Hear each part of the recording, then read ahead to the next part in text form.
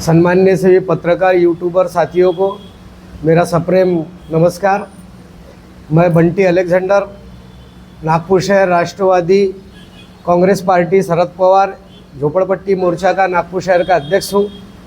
ये मेरे साथी है कमलेश भाई, ये मुकेश जाटव जी, जिन लोगों की खेती गई है उनके किसानों के बच्चे पीछे खड़े हैं, ये भुक्तभोगी किसान है।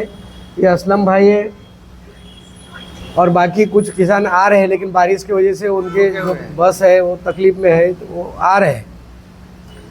आज की इस पत्र परिषद का लेने का मकसद हमारा ये है, सम्मान्य पत्रकार महोदय जी, कि पेटी चुआ और पादरी ठाना, यह दो गांव संपूर्ण महाराष्ट्र में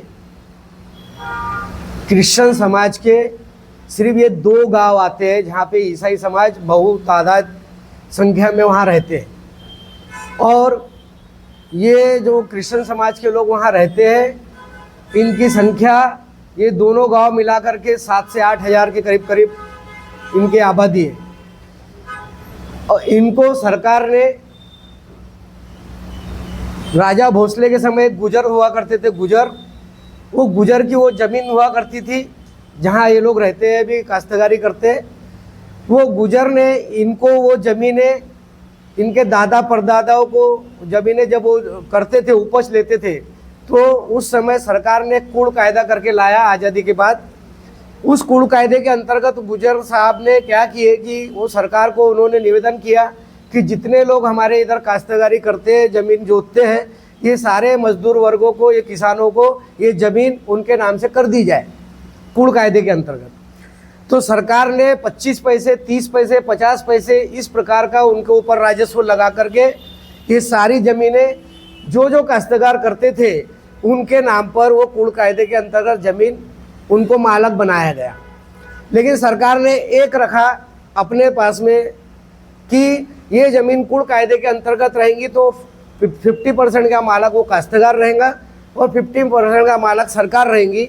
इसीलिए कि कल भविष्य में जो अभी हम बात लेकर बैठे, ऐसा कोई बिल्डर उसका फ़ायदा उठाना चाहता है तो वो ना उठा पाए, इसलिए सरकार ने वहाँ कूड़ कायदा लगाया। कूड़ कायदा लगने के बाद में भी काश्तकार के नाम का 7/12 रहता था और कूड़ कायदे का वहाँ उल्लेख रहता था।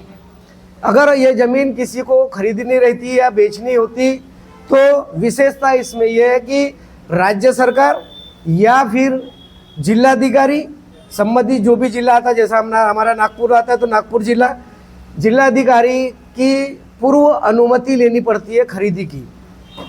पूर्व अनुमति खरीदी के लेने के बाद अगर वो खरीदी अनुमति मंजूर होती है तो उसके बाद का प्रोसेस ये है कि जो ज़मीन जिस भी बिल्डर ने खरीदा हुआ है या जिस भी व्यक्ति ने उस ज़मीन को खरीदा हुआ है कूड़ कायदे की, उस ज़मीन का बाजार मूल्य के अनुसार राज्य सरकार को उसके खजाने में वो पैसा जमा करना पड़ता है, राज्य सरकार के। अब राज्य सरकार के खजाने में पैसा जमा करने के बाद ही उसकी खरीदी की जो अनुमति है उसको मंजूरी दी जाती है। अब माणिकराव वैद्य नाम के एक हमारे भारतीय जनता पार्टी के भूतपूर्व नागपुर ग्रामीण के अध्यक्ष हो चुके हैं, जो गुजर चुके हैं, लेकिन विषय है इसलिए उनका नाम लेना पड़ता, मृतक है बेचारे, उनकी आत्मा को शांति मिले। लेकिन उन्होंने क्या किया कि माणिकराव वैद्य जब जीवित थे, उन्होंने, उनकी पत्नी ने, उनकी लड़की ने, उनके जवाई ने ये किसानों को 10 रुपए के स्टैम्प पेपर पे, 20 रुपए के स्टैम्प पेपर पे बगैर रजिस्टर्ड किए ये ज़मीन का उन्होंने काश्तकारों के साथ सौदा किया। काश्तकारों के साथ सौदा करने के बाद ये 10 रुपए का स्टैम्प पेपर, 20 रुपए का स्टैम्प पेपर अवैध खरीदी, ये सरकार भी जानती थी। लेकिन उस समय के जो पटवारी थे, उस समय के नायब तहसीलदार जो थे, आरआई जो थे, इनको आर्थिक स्वरूप का फायदा पहुंचाते हुए माणिकराव वैद्य जी ने ये 1200 एकड़ जमीन के ऊपर में 7/12 अपने और अपने परिवार के नाम पर दर्ज करवाया। अब ये दर्ज करवाने के बाद ईसाई समाज महाराष्ट्र में रहता है, बड़े गर्व से कहना पड़ता है कि हमारा समाज भी काश्तकार है, जो नागपुर जिले के बाजू में रहता है। लेकिन उनकी भी जमीन बिल्डर ने इस प्रकार से भूमाफिया ने हड़पने की कोशिश करी। जब ये बात मेरे पास आई 2007 में, तो मैंने इसकी पूरी चौकसी करके, दस्तावेज पूरे जमा करके इसको हमने उमरेड तहसील में एसडीओ और तहसीलदार के पास में अपील करें। कि कुल कायदे की जमीन इस बिल्डर ने भूमाफिया ने खरीदा है, तो जो अवैध है इसकी अनुमति नहीं है, इसने सरकारी खजाने में पैसे नहीं भरा है, ये वर्ग 2 की जमीन है और ये काश्तकार गरीब है, इनको फुसला करके 10 रुपए 20 रुपए के स्टैम्प पेपर पे इस व्यक्ति ने खरीदा है। तो आप इसकी चौकसी करें और चौकसी करके इसका जो अहवाल होता है वो अहवाल आप मंत्रालय भेजें। तब जोसेफ साहब करके थे, वो चीफ सेक्रेटरी थे महाराष्ट्र राज्य के, तो हमने जोसेफ साहब के पास रखे बात को, जॉनी जोसेफ करके। तो जॉनी जोसेफ साहब ने उसकी जांच बैठाए, जांच बैठाने के बाद में ये जांच इस प्रकार से चली कि इसमें एसडीओ, कलेक्टर साहब, तहसीलदार साहब, नायब तहसीलदार, आरआई, इनकी कमेटी बनी। कमेटी बन करके ये इसकी जांच हुई। जांच होने के बाद पता चला कि माणिकराव वैद्य ने जो खरीदी की है 2007 के पहले की जितनी भी जमीनें, ये सब अवैध रूप से खरीदी गई हुई है। और फिर हमने बोला कि जब आपका अहवाल ये साबित करता है कि ये अवैध रूप से खरीदी गई है, तो हमारे काश्तकार का भविष्य खराब ना हो, इनको जमीन वापस दी जाए। तो बोले आप अपील डालो। हमने 58/RTPS 2008 हमने ये उनको वहाँ पे अपील दाखिल की। हमारी 12/12/2008 को अपील हमारी, हम जीत गए। जीते हम, तहसीलदार ने काश्तकार किसानों के फेवर में आदेश दिया कि सारे किसान इस जमीन के मालक है, माणिकराव वैद्य की खरीदी अवैध है, इसलिए ये 7/12 पुनर्लेखन करके काश्तकारों के नाम से 7/12 किया जाए। अब 1200 एकड़ में 7/12 बनाना मतलब वो गरीबों को बार बार अधिकारियों के पास जाना। तो हमने क्या किया, अधिकारी पटवारियों को लेकर के कैंप लिया गांव में, और कैंप लेकर के हमने बोला कि भाई आप यहाँ उपस्थित रह करके इनके दस्तावेज चेक करो और ये आदेश के अनुसार इनके 7/12 बनाओ। तो इस तरह से काश्तकारों के 7/12 बने। और फिर हमने फ्रैंकी, हम सब ने मिलकर के उस काश्तकारों को उनकी ज़मीनें वापस दिलाई, कब्जा करवाने लगाया हमने कानूनी तौर से। सारे लोगों का कब्जा हो गया 1200 एकड़ के ज़मीन पे, जिन जिन की ज़मीनें आ रही थी 7/12 के अनुसार। उसके बाद उन्होंने अपनी उपज लेना शुरू कर दिया। ये कहानी है 2008 की। 2008 से आज 2025 है। 2025 तक के बेचारे काश्तकार बड़े खुश हैं और वो उनको ये लग रहा है कि भैया अब हमारी ज़मीन तो छूट गई है, हमारे 7/12 बन गए। लेकिन 2022 में क्या हो गया कि माणिकराव वैद्य के तहसीलदार अश्विनी नंदेश्वर, जो उमरेड तहसील में कहीं से ट्रांसफ़र होकर के वहाँ आई, और ये अश्विनी नंदेश्वर नायब तहसीलदार, इन्होंने तहसीलदार के द्वारा, एसडीओ के द्वारा दिया गया जो आदेश है उसके ऊपर में माणिकराव वैद्य को स्टे दिया हमारे खिलाफ। कनिष्ठ अधिकारी वरिष्ठ अधिकारी का आदेश की अवहेलना कैसे कर सकता है? सुप्रीम कोर्ट ने अगर आदेश पारित किया है तो उसकी अपील राष्ट्रपति के पास जाना चाहिए। लेकिन सुप्रीम कोर्ट ने आदेश देने के बाद में हाई कोर्ट स्टे देगा क्या सुप्रीम कोर्ट के खिलाफ? तो ये पूरा गलत है। हमने विभागीय आयुक्त कार्यालय में विभागीय आयुक्त को हमने निवेदन दिया, उसमें कॉपी लगी हुई है उसी की। हमने जिलाधिकारी साहब को निवेदन दिया, हमने एसडीओ साहब को निवेदन दिया, हमने तहसीलदार साहब उमरेड को निवेदन दिया कि अगर ये नायब तहसीलदार, इनका तुरंत प्रभाव से निलंबन नहीं किया गया और हमारे 2008 के आदेश को कायम नहीं रखा गया, तो हम उमरेड तहसील के पास में सारे काश्तकारों को लेके, उनके परिवार को लेकर के, उनके बहू बेटी बच्चे सबको साथ में लेकर के हम वहाँ पे आमरण उपोषण करेंगे, जो 2008 में हमने किया था। उनका कहना यह है कि आप हमको निवेदन दो, हमने निवेदन दे दिया। अब हमारी मांग ये है कि पहली मांग हमारी ये है कि 2008 का जो हमारा आदेश है काश्तकारों को फेवर में किया गया उसको कायम रखा जाए। दूसरी मांग ये है कि तहसीलदार, एसडीओ और कलेक्टर और विभागीय आयुक्त और चीफ सेक्रेटरी जॉनी जोसेफ साहब, इनके आदेश की अवहेलना करके नायब तहसीलदार ने माणिकराव वैद्य को आर्थिक प्रॉब्लम, आर्थिक फायदा उठाते हुए जो उनको स्टे दिया वो स्टे उनका रद्द किया जाए। ये दूसरी मांग है। चौथी मांग हमारी है, आज काश्तकार के पास में वो ज़मीन का कब्जा है और काश्तकार काश्तकारी कर रहे हैं, लेकिन ये स्टे मिलने के बाद ये कानूनन कार्रवाई के लिए जाएंगी और वहाँ सब मजदूर किस्म के लोग हैं, अपनी फसल उगाते हैं, फसल बेचते हैं और अपने परिवार का पालन पोषण करते हैं, शिक्षण देते हैं। ये सब बच्चे उनके बच्चे वो बैठे पीछे में, ये सब काश्तकारों के बच्चे हैं। कल इनका भविष्य है, इनके कल विवाह वगैरह होंगे, इनके आने वाले परिवार है, आने वाला भविष्य है। ये तबाह करने का काम माणिकराव वैद्य, सीमा वैद्य, स्नेहा वैद्य और उनके सम्माननीय जवाई का नाम मुझे नहीं पता, उनके जवाई इस प्रकार के मिल करके ये गरीबों के, किसानों की और खासकर ईसाई किसानों की, जिस पे हमको गर्व करना चाहिए कि पूरे महाराष्ट्र में ईसाई किसान सिर्फ और सिर्फ पादरी ठाणा और पेटी छुआ में है।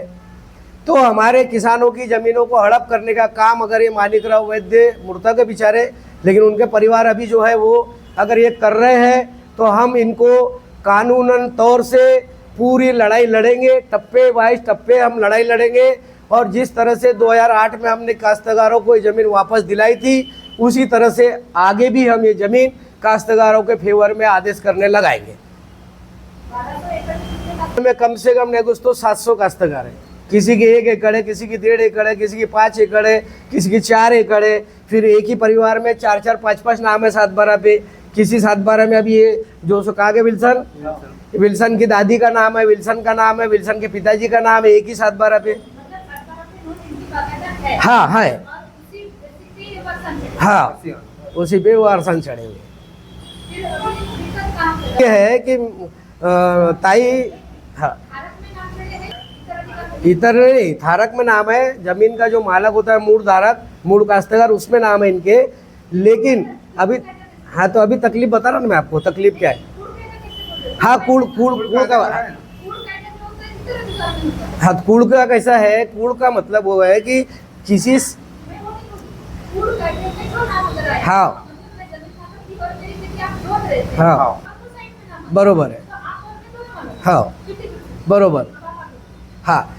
तो कूड़ कायदे के अंतर्गत सरकार ने उनको राज्य मालक बनाया, लेकिन 7-12 पे इनको मालक करके बताया कि सिर्फ बाजू में भी लिखा हुआ है की कूड़ कायदे अंतर्गत यांना मालक बनविण्यात आले, अशी नोंद आहे ती 7-12 वरती। ती वो नोंद जो है उससे इनकी संरक्षण कायदे, जमीन की संरक्षण होती है कूड़ कायदे के। अगर वो नहीं होता तो इनकी ज़मीन आज ये बिल्डर खा गया होता और हम भी आवाज़ उठा करके कुछ नहीं कर पाते थे। लेकिन वो कूड़ कायदा होने की वजह से इनका भविष्य, इनकी ज़मीन सुरक्षित है, ऐसा हमारा कहना है। फिर हम उस वो गुजर जो थे, वो गुजर मुझे लगता है 1957-58 के पहले गुजर साहब थे। तो उनके परिवार के भी लोगों ने इस ज़मीन को, जब गुजर साहब ने दान किया ईसाई समाज के काश्तकारों को, तो गुजर साहब के परिवार ने भी आज तक के इसका ऑब्जेक्शन नहीं लिया कि हमारे दादा परदादा ने ज़मीन दान किया है कूड़ कायदे के अंतर्गत, उन्होंने भी नहीं लिया। वो गुजर परिवार जहाँ भी हो, मैं इस मंच के माध्यम से उनको परिवार को पूरा धन्यवाद देना चाहता हूँ, गुजर परिवार को, कि आपने ईसाई समाज के काश्तकार यानी मजदूरों को ज़मीन मालक बनाया, लेकिन उन्होंने भी ऑब्जेक्शन नहीं लिया। फिर ये व्यक्ति 10 रुपये के स्टैम्प पेपर पे, इसमें कम से कम 7-12 है, आपके समझ के चलो 400-450, हाँ 1200 के करीब। हाँ वो चलते रहता, जिनके दादी गुजर गई, हाँ वारसान आती रहती।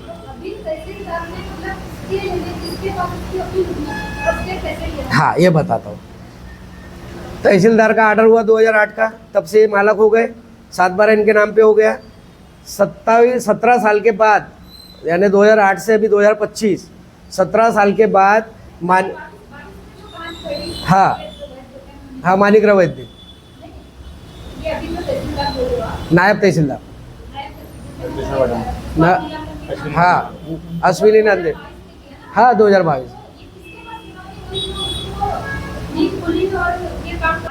हाँ ये बता रहा मैं, अश्विनी नंदेश्वर नायब तहसीलदार जो है वो किसी के माध्यम से मानिकराव ठाकरे की मिसेस के साथ में उनकी लिंक जमी, और किसी व्यक्ति,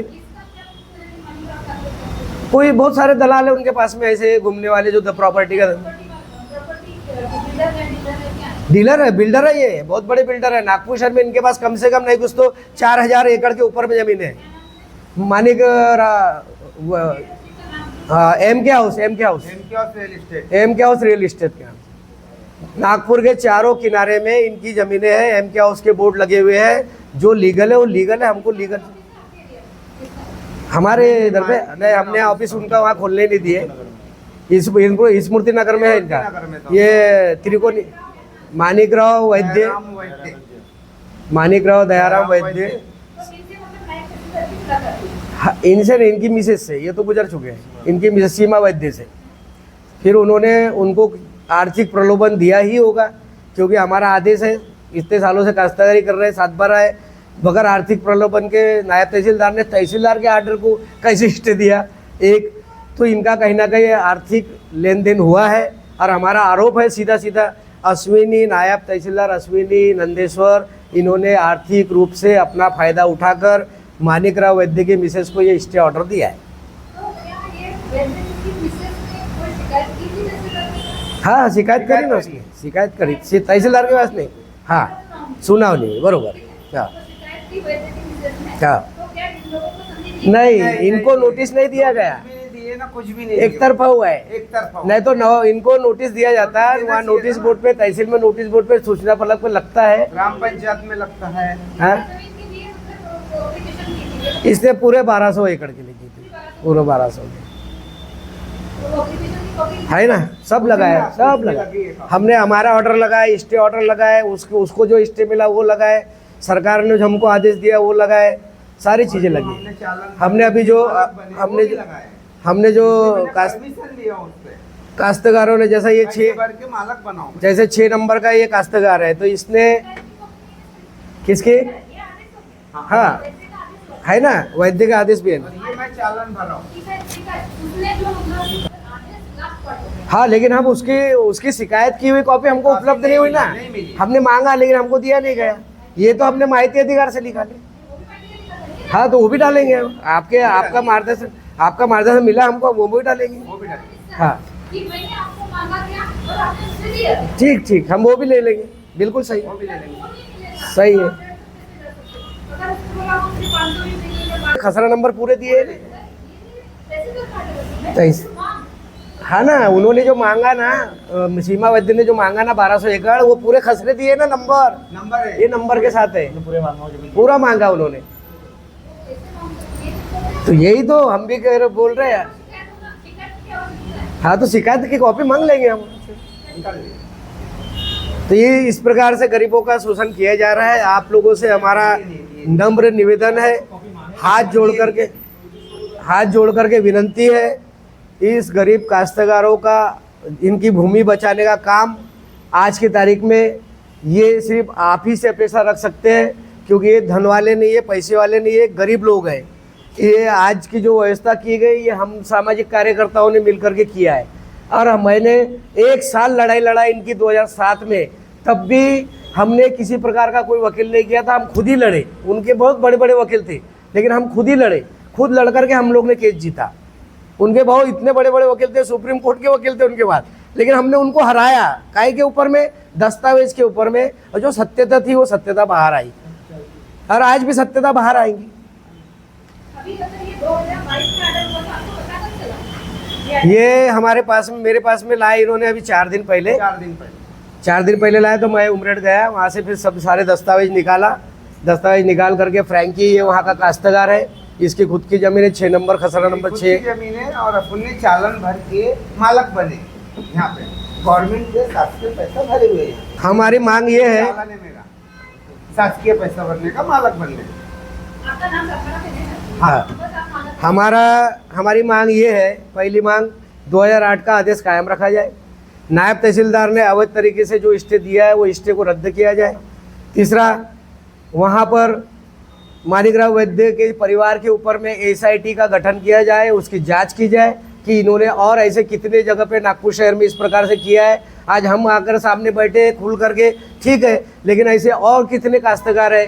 कुंडाली में उनकी ज़मीन है, कम से कम 150 एकड़ ज़मीन है कुंडाली में। वहाँ के काश्तकार भी आदिवासी लोग, समाज के लोग हैं। कुंडाली में आदिवासी बेचारे भटके समाज के लोग हैं, वो लोग नहीं आ पा रहे होंगे सामने। तो ऐसी चीज़ें ये बाहर तब आएंगी जब ये SIT गठित करके इसके खिलाफ में कड़ी जांच की जाएगी, तो तभी ये सारी चीज़ें बाहर निकलेंगी। लेकिन हम, ठीक है, हमने लेकर आए अपना वाला विषय, लेकिन बाकी लोग कहाँ से लेकर आएंगे विषय। लेकिन फर्क पड़ेगा, क्यों पड़ेगा? क्योंकि ये आज कुछ भी बोलो तो वो एक स्टे है, और स्टे है तो वो स्टे के आधार पे अपने वकीलों को पकड़ करके वो SDO के पास जाएंगी, कलेक्टर के पास जाएंगी, बागी आयुक्त को दिए, SDO को दिए कि इसके निवेदन आते हैं तो आप इसके ऊपर ये नहीं करना, अगर आप इसको मदद करते हैं तो हम वहाँ पे आंदोलन छेड़ेंगे। नहीं हुआ ना, अभी 7 बार इनके नाम पर है। हाँ हाँ, अधिकारियों के साथ में ना, तो अभी उस पर कम से कम रोक तो आएंगी, उनके आके ये तो खुलेगी कि एक अधिकारी के ऊपर में अगर निलंबन की मांग हो रही है तो हमारे ऊपर भी होंगी निलंबन की मांग, और हम तो उसके अंदर कलेक्टर भी अगर इन्वॉल्व होगा तो हम पर्दाफाश करेंगे, उसमें एसडीओ होगा तो भी पर्दाफाश करेंगे, उसमें कितना भी बड़ा आदमी अगर रहेगा। मेरा नाम बंटी अलेक्जेंडर है, मेरी लड़ाई ही इसी प्रकार की रहती है, सच्ची लड़ाई रहती है एकदम।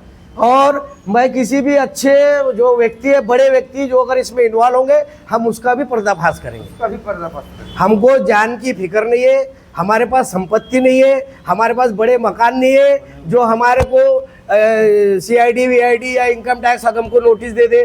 हम हाथ में कमाते हैं, हाथ पे खाते हैं, हाथ पे परिवार को चलाते हैं, इसलिए हमारे को किसी प्रकार का डर नहीं है।